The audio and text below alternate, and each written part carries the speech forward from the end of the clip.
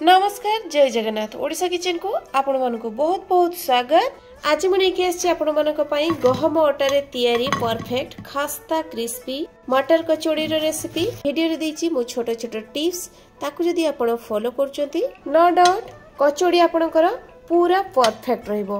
ताले चलो तो स्टार्ट करिबा आज रो रेसिपी। सेथि पई दरकार हमकू गहम अटा मुझे गोटे गिनारे 2 गिना नौ गहम अटा जेतक आपण गहम अटा नहीं तार 1/4 कप ने सुजी सुजी ये पूरा सरू दाना वाला सुजी नहीं जदि आपण पाखे मोटा दाना वाला सुजी थाए ताहले आपण ताको ग्राइंड कर नहीं पारे स्वाद देखिकी देदेबा लुण एठी मु नहीं आधा चामच जुआणी जुआणी को हाथ रे टिके एमती दली दबा तापर दबा जुआणी रे बहुत बढ़िया गोटे बास्ना आसीबो आउ दबा या देरे 2 चामच मापर रिफाइंड तेल बदल में आप घी को नहीं पारे ता छड़ा अधिका बिल्कुल भी आप रिफाइंड तेल देवेनि नहले कचौड़ीटा आमर अधिका तेल ऑब्जर्व करनब। यही जगह मुझे गहम अटा आम जेहेतु टिके हेल्दी वे बनइबा तो गहम अटार ये यूज करछि आपण चाहिए मैदा को नहीं पारे कि अधा मैदा अधा गहम अटा को भी नहीं पारे छड़ा आज रेसिपी को मु गहम अटारे ही बनइबी। तेल दे देकी संगे संगे आम पानी दबानी एमती सुखिला रे याकू किछि समय पर्यंत मिसई नबा। ए स्टेपटा को आपण जत्ते भलो भाबरे करिवे कचौड़ी आपणकर सेते परफेक्ट बनिबो आ खास्ता गनिबो। एठी देखि पारथुवे हाथ को एमती मुठा करिवे देखिवे जेमती मुठा हो जाउथबो ताले जानिबे जे आपण भलो भाबरे मिसई नै चंती याकू। एबे भलो भाबरे मिसई साला परे आमे कोन करिबा ना अल्प अल्प पानी देकी जेमिति आमे अटा चकटिला बेले रुटी बनैला बेले जेमिति डो को रेडी करछे पूरा पूरी भाबरे ठीक सेमिति गोटे सॉफ्ट पूरा नरम डो बनेकी आमे रेडी करबा। कचौड़ी बनैला बेले साधारणतः आपण माने भाबुथिबे कि डोटा को टिके टाण करके बनैबे नहले हमरो तेलटा ऑब्जर्व करनबो सेमिति बिल्कुल भी नुहे। गहम अटारे जदि आपण कचौड़ी बनौथंती किंबा मैदा रे जदि मध्य बनौथंती ताले मु एठी सजेस्ट करबे आपण माननकू पूरा पूरी यार डोटा को नरम रखिबे। आपण जेते भलो भाबरे नरम रखिबे कचौड़ी आपणकर सेते खास्ता बनिबो आ बिल्कुल भी भीतरु फाटिबनी बा क्रैक रही जीवनी। एठी देखि परथुए मु डोटा को पूरा नरम करके पूरा चकटी नैची पूरा परफेक्ट डो रेडी कर नैची। एबे हम कोन करबा ना याकू 30 रु 40 मिनिट पर्यंत रेस्ट छाड़िबा। जेते अधिक समय आमे याकू रेस्ट छाड़िबा हमर कचौड़ीटी पूरा सेते खास्ता बनिबो।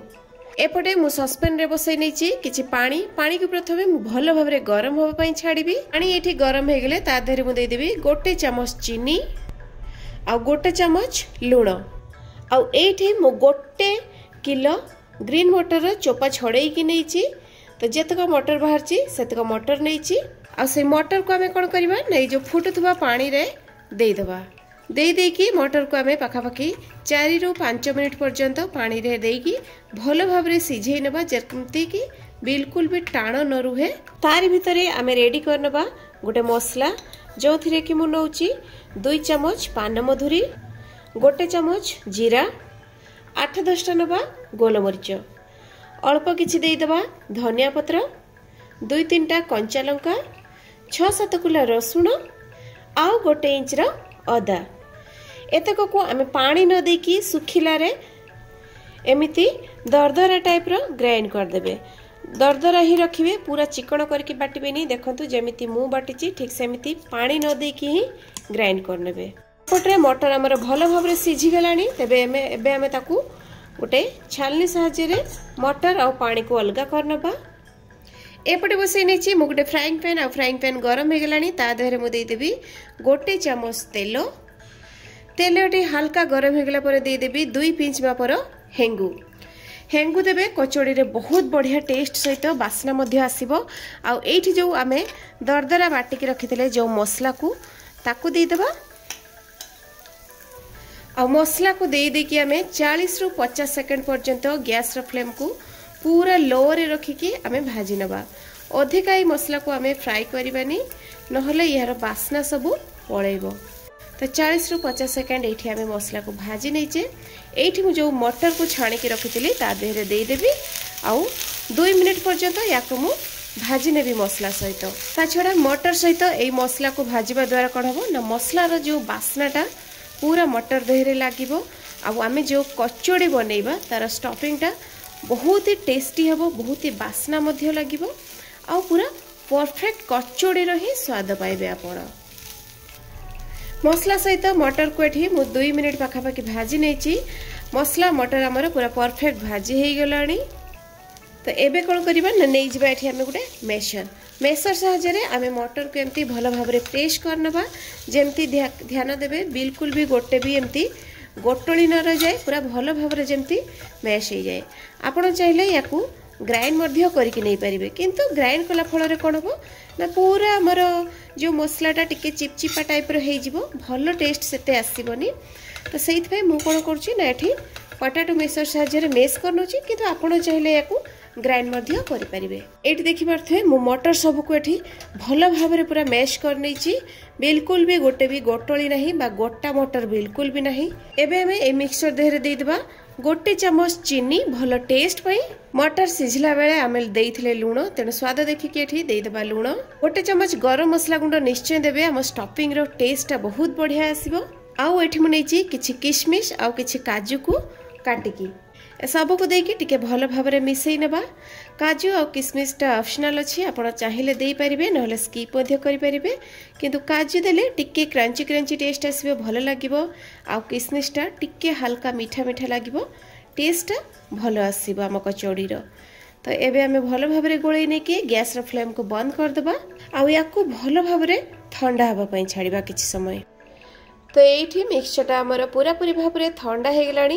ये मुझे कहबी ये जो मिक्सचर को आप बनईकी फ्रिज रे एयरटाइट कंटेनर रे 10 ରୁ 12 दिन पर्यंत रखिपारे। आउ जिते बेले इच्छा आपणकर आपण या कचौड़ी पूरी पराठा इत्यादि रे स्टफिंग देकी आराम से खाई पारे। ता छड़ा आपण जदि स्टफिंग को बनईकी फ्रिज रे रखिकी यूज करछथि आपण को ए सब जिंस बनईबारे मध्य सुविधा हबो।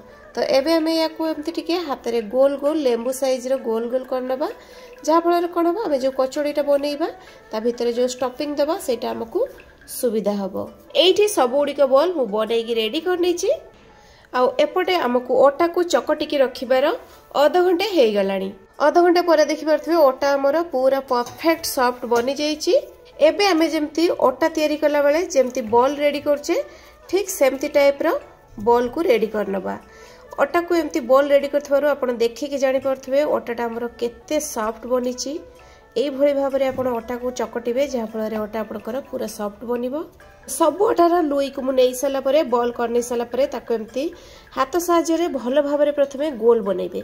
जेमती ध्यान देबे बिल्कुल भी सेटा क्रैक न रहि जाय। जदि आपणकर क्रैक रहि जाउची तबे आपण जतबेले कचौड़ी बनैबे सेटा लेयर हेकि रहि जिवो। तो एमती भल भाव में ताको गोल करने की हाथ साहाय्य चारिपटू एमती ताको हल्का हल्का प्रेस करेंगे। और प्रेस करके तार गोटे छोट जमती आम गिना टाइप रो गढ़ुचे ठीक सेमती छोट गोटे गिना टाइप रो ही ताको गढ़ी नेबे। हल्का हल्का करके चारिपटू आगे पाखर प्रेस करेंगे, जहाँ फल कौन हम सीटा गोटे छोट गिनार सेप हो। ये देखिपे बहुत बढ़िया भाव में हो जाए। एबे आम कौन करबा गोटे बॉल लेके ता देहरे रखीदेबा, हल्का के टिके हाथ में एमती प्रेस करदेबा। आउ एमती मझे मझे टिके टिके एमती प्रेस करेंगे। आउ चारिपटू एमती आउ जाइकी नौथिबे एमती एमती देखिपे। आउ गोटे कथा जिनस नोटिस करेंगे आपण मु जो एमती प्रेस करके चारिकड़ रोचे बिल्कुल भी यहाँ फाटिनी। यार कारण है आम अटा को पूरा नरम करके चकटे थिले देखिपे चारिकड़ू बहुत बढ़िया भाव में सील हो गला। एबे आम कौन करबा ना हाथ में हल्का हल्का करके टिके टिके चापी देबा, जहाँ फल आमर कचौड़ीर सेप आसीगला। बहुत बढ़िया भाव में सेप हो बिल्कुल भी देखिपे फाटी नहीं, पूरा भल भाव में सील हो जाइए। एपटे मु नहीं जाइए कड़ाई रे तेल देखिपे। आउ तेल देहरे मु देदेवी गोटे गोटे कचौड़ी को जो बनईकी रखी ताकू एठी जो मु कचौड़ी की ऐड करुच्ची आपण देखिकी जानी पारथबे जे तेलर टेम्परेचर केते अछि। अधिका बिल्कुल भी तेलर टेम्परेचर करिवेनी, एमती हल्का हल्का ही दबा मात्रे बबल्स आसुथबो ठीक सेमिति ही रखिबे। आ देई देकी संगे संग खुसुणी किंबा किछि भी लगेइबेनी, ताको ऑटोमेटिक 2 मिनिट एमती कुक होबा पई छाड़िबे। मीडियम फ्लेम रे भी बिल्कुल करिवेनी, पूरा फास्ट रोलर जे एमती लो फ्लेम रे ही रखिबे। तीन मिनिट पर ये हल्का हल्का गोटे चामच साहाଯ୍य उल्टेबे जितेबाला तलू देखिए ऑटोमेटिक आपे आपे भासी आसते उल्टेबा चेष्टा करेंगे ना फास्ट बिल्कुल भी खोसुणी लगेबेनी। ये देखिपे मोर गोटे दुईटा कचुड़ी ऑलरेडी फुलिकी उठी आसला ऊपर को आ बहुत बढ़िया भाव में फुलिला देखि पारे आपण। तो ये टोटाल 8 ରୁ 10 मिनट भितर गोटे सेट कचौड़ी आमर बनिकी रेडी हो गलानी और देखिपे बहुत ही बढ़िया भाव में फुली। एबे आमे याकू आउ बेसी छाणीबानी, एबे आमे याकू बाहर करनबा कहीं कचौड़ी आमर पूरा परफेक्ट रेडी हो जाइए। लास्ट आड़ को मुझे 1.5 मिनिट खंडे हाई फ्लेम रे रखी कहीं भल भाव में टिके कलर हवापाई। देखो पूरा परफेक्ट कचौड़ी बनी साउंड रू जानी पारे केते क्रिस्पी बनी। गोटे मुझे आपन को भांगिकी देखा देखु बहुत ही बहुत ही क्रिस्पी बनी। आप भांगी बार जानीपे आ भितर पूरा भरी भरी कि आम मटर मसालार स्टफिंग को देचे बहुत बढ़िया भाव में सीझी तार बास्ना गोटे बहुत बढ़िया आसुची। तेणु मु निश्चय चाहिए आप प्रोसेस रे गहम अटारे तैयारी कचौड़ी को घरे बनातु खातु समस्त को खुआतु। रेसिपी भल लगे रेसिपी को प्लीज लाइक शेयर और सब्सक्राइब निश्चित भाव में करतु। तो पुणी देखा आ गोटे नुआ वीडियो रे आ गोटे नुआ रेसिपी सहित से पर्यंत रहूची। नमस्कार, जय जगन्नाथ।